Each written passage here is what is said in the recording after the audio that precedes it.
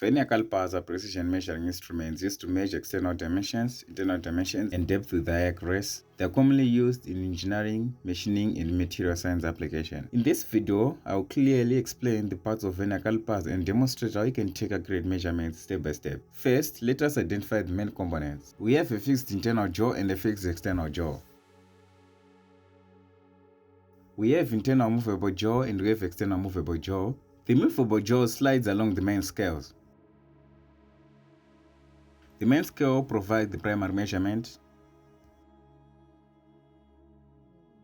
The vernier scale allows us to read smaller fractions for higher precision. Vernier calipers come in different lengths. In this video, we are using a 30 cm long vernier caliper. We want to measure the dimensions of this piston. First, we open our vernier caliper. Then we put the workpiece between the jaws of the vernier caliper. We're going to gently slide the movable jaw until it firmly contacts with the object. We should avoid applying excessive pressure. We're going to lock the caliper in place to prevent movement. And you can do that by adjusting the locking screw. Now we're going to move the vernier caliper away from the workpiece. To read the measurement, we have to take the value on the main scale just before the 0 on the vernier scale.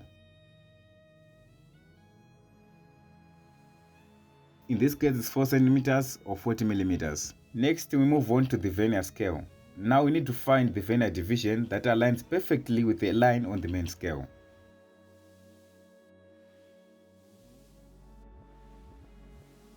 And this is the division which aligns with the main scale. In this case, is 3.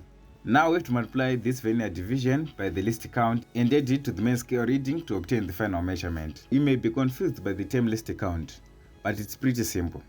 On every vernier caliper, the least count will be written on scale. In our case, each division represents 0.02 mm. So how many divisions do we have from 0 to 3? We have 15 divisions, so if we say 15 times 0.02, we're going to get 0.3. So that is going to be the reading on the vernier scale. So the reading is going to be 40 mm plus 0.3 mm, which is going to give us 40.3 mm. Now we need to measure the internal diameter of the piston. For internal measurements, we insert the jaws into the opening, expand them until they touch the inner surfaces. The reading method remains the same.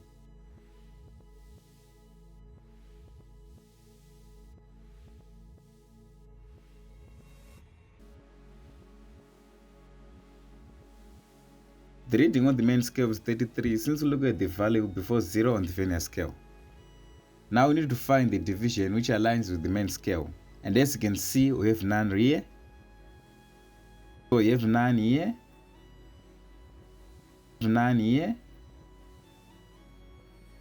And here the division aligns.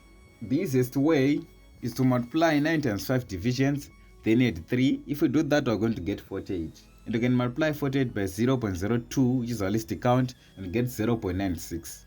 Now all we have to do is to add our main scale reading plus the vernier scale reading. And if we do that, we're going to get 33.96 millimeters. Now let's measure the outer diameter of the piston. Nothing is going to change, we're going to repeat the same procedure.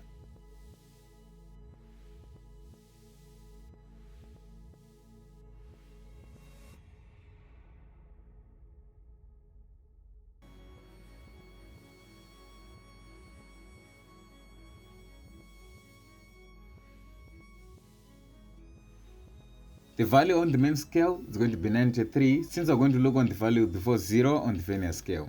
Now we're going to look at the division which aligns with the main scale, and this is the division which aligns with the main scale. So this is the 11th division, so you can say 11 times 0.02 and we're going to get 0.22. So now we only have to add the main scale and the vernier scale. So the total reading is going to be 93 plus 0.22, which is going to give us 93.22.